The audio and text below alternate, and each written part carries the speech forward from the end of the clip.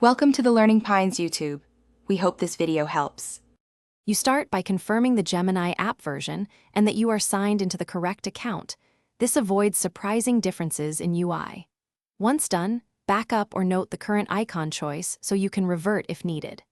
Now open Gemini, tap your profile or the settings gear. That first tap takes you into the customization area.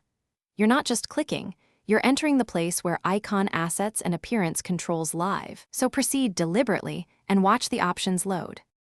Once inside Appearance, navigate to Themes or Icons and tap to reveal choices. This is where you make the actual swap. You can select a system icon, a downloaded pack, or upload a custom SVG or PNG. Choose based on resolution and transparency so it looks crisp.